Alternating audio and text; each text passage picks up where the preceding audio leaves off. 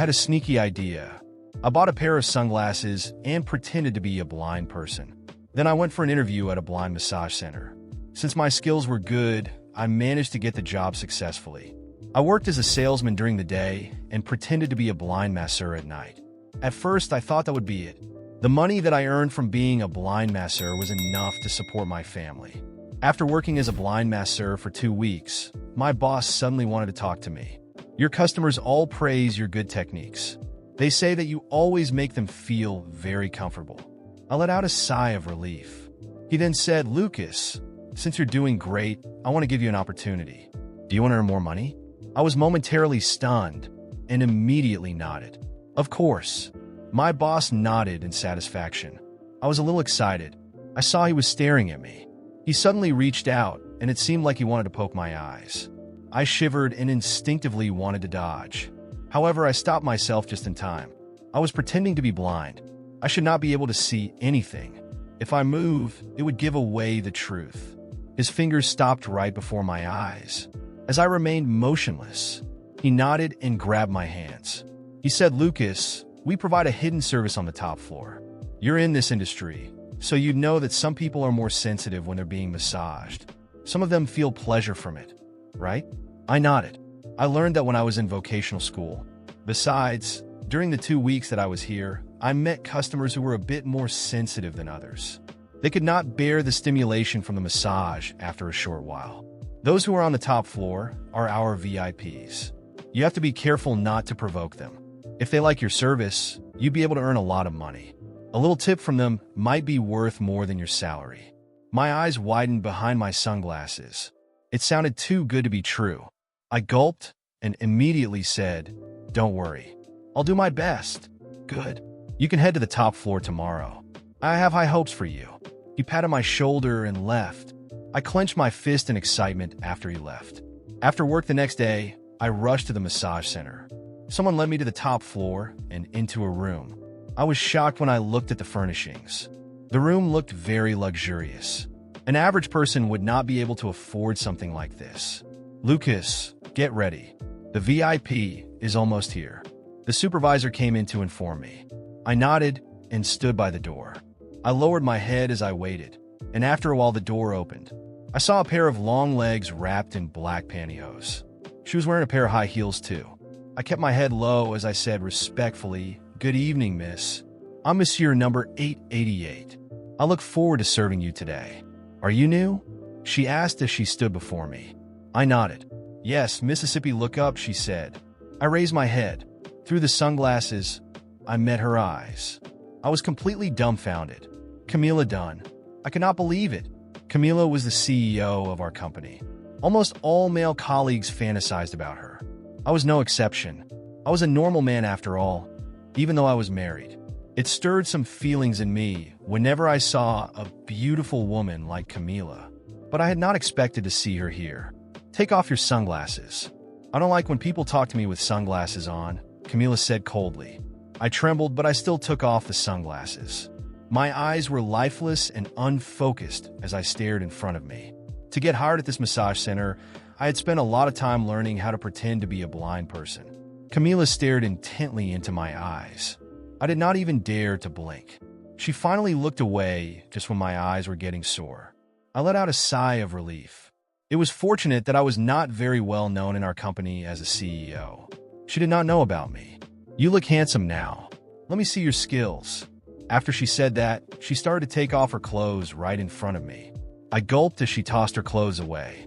Finally, she was wearing her birthday suit. She lay down on the massage bed.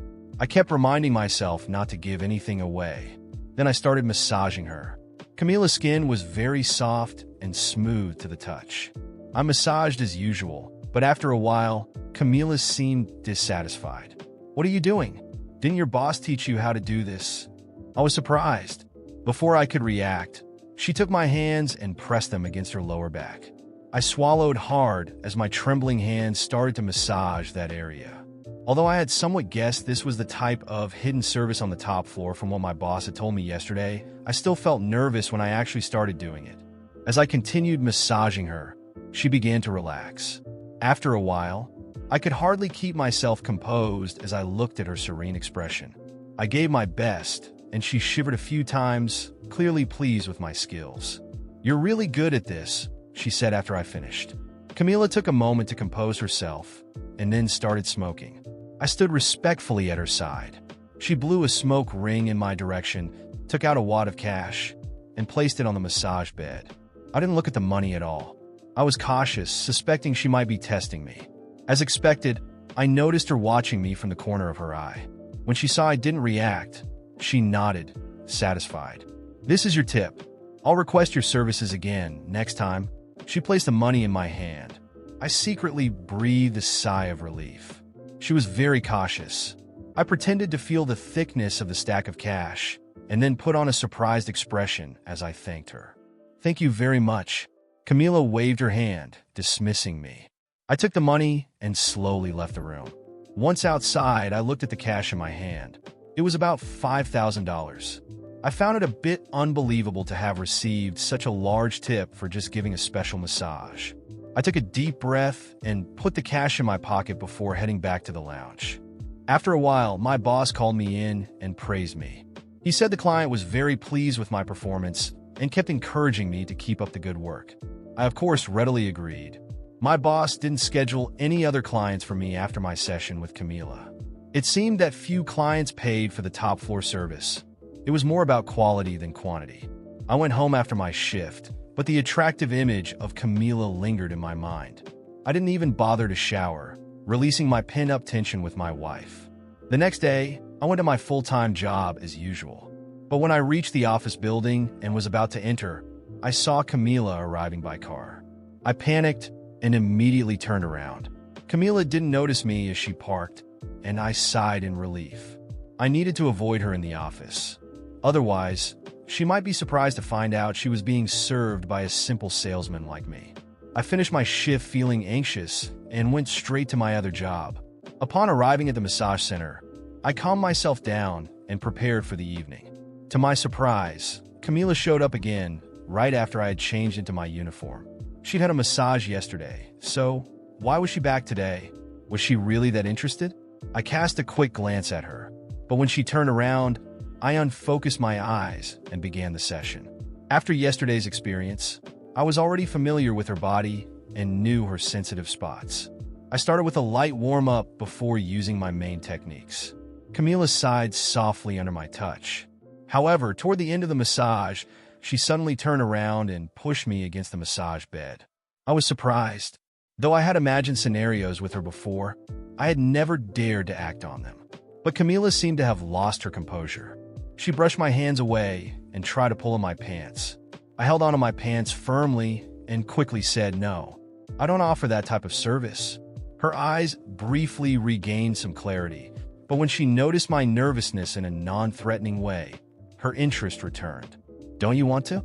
I'll pay you $10,000 for it," she offered, her voice dripping with temptation. I hesitated but still shook my head.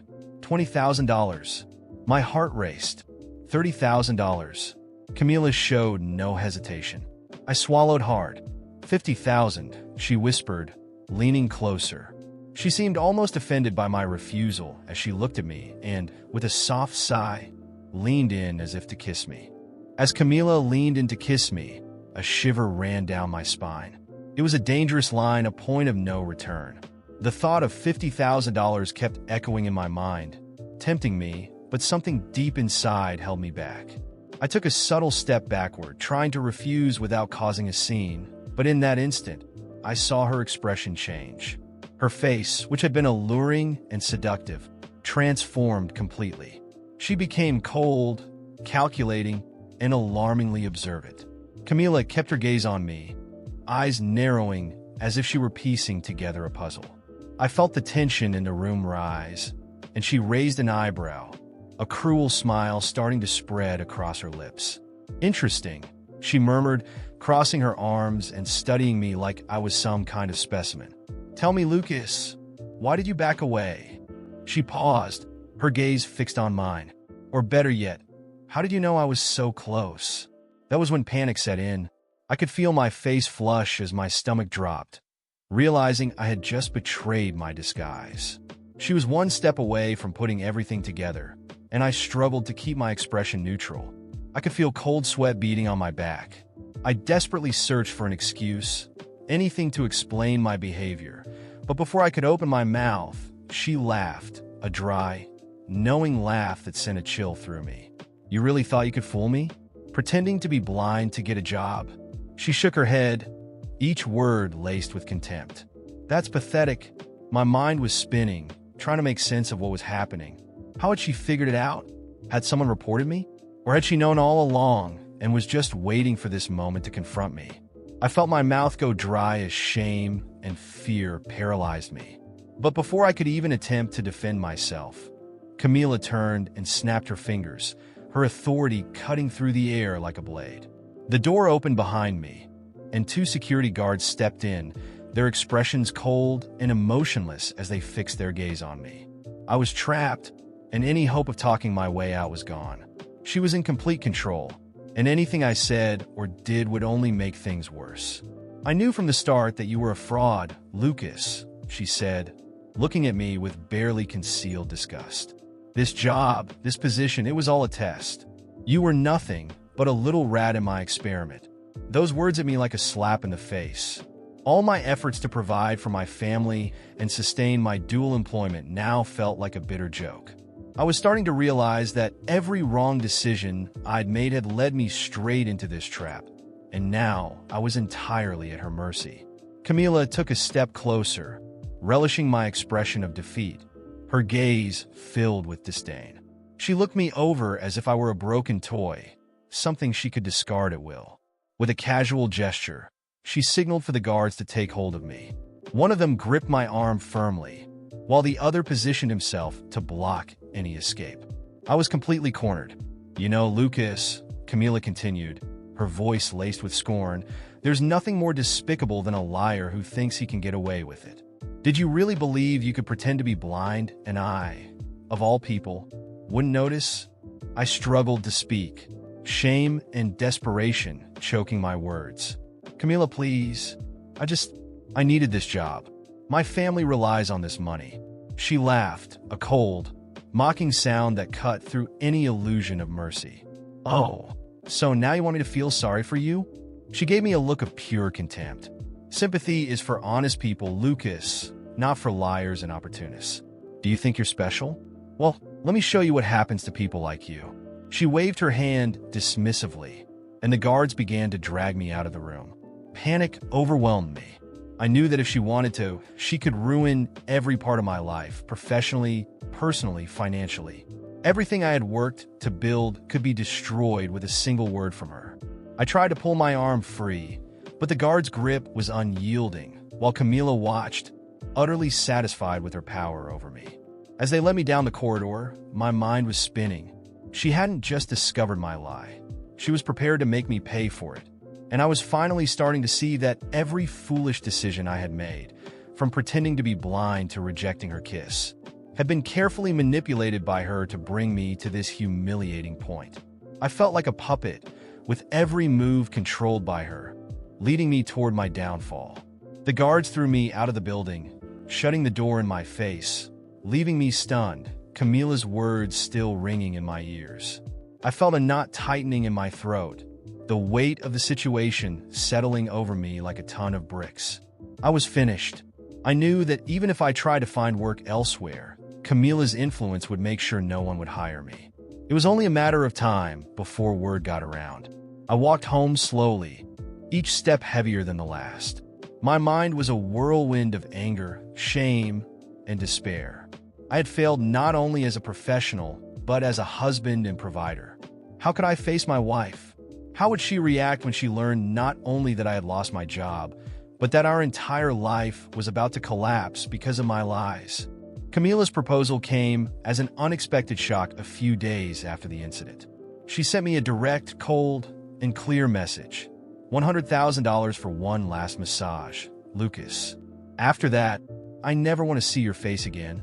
My stomach churned as I read it. $100,000. That amount was impossible to ignore, but accepting it would mean submitting myself to one more round of her cruel games. Yet the temptation was unbearable. I could pay off all my debts, set aside savings, and maybe even try to rebuild my life. The dilemma gnawed at me, and that evening, beside my wife, I rehearsed a feeble excuse. I told her I had a last-minute work engagement and would be home late. She raised an eyebrow, seeming slightly suspicious, but then relaxed and smiled. "All right, love, I'm going out too. One of the girls invited me for a girls-only night. Enjoy your work." Her words unsettled me in a way I couldn't explain, but I did my best to hide the tension. She seemed unusually at ease, and I didn't yet know that it would be the last night I would share a truth with her. On the way to the massage center, my mind was racing. I knew that accepting Camila's game meant submitting myself to her whims one last time, but the money was irresistible.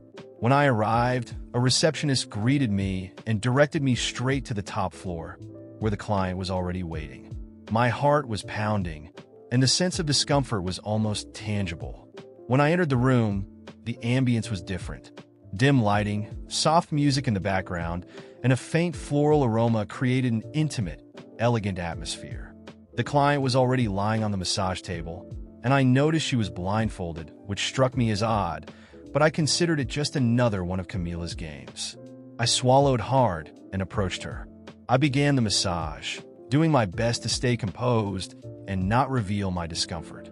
Her skin was soft to the touch, and every movement seemed meticulously planned to keep the session as professional as possible. She let out a gentle sigh, as though surrendering to the relaxation. It was evident she was enjoying it, and for a moment I tried to block out my thoughts, focusing only on finishing the job and getting out of there. But as the minutes passed, an unsettling feeling grew inside me. The woman moved as if she were completely comfortable, and her body responded to my touch in a way I hadn't expected. With each movement, each touch, she sighed more intensely, almost as if she were fully surrendering to the experience. Something about her behavior disturbed me profoundly, and I began to feel a knot forming in my stomach. There was something uncomfortably familiar in her reactions. Suddenly, it dawned on me. Each gesture, each reaction, each detail of her body reminded me of someone I knew intimately. I tried to push the thought away, but it became clearer and clearer. Her perfume, the subtle movements, it was as if my body recognized this person before my mind did. My hands suddenly froze, and a wave of panic washed over me. My heart raced, and the realization hit me like a fatal blow. I was massaging my own wife. A chill ran down my spine and my body went rigid. Everything made sense now. Camila, with her subtle cruelty, had planned every detail to place me in this humiliating, excruciating situation. This was her final revenge, the ultimate humiliation.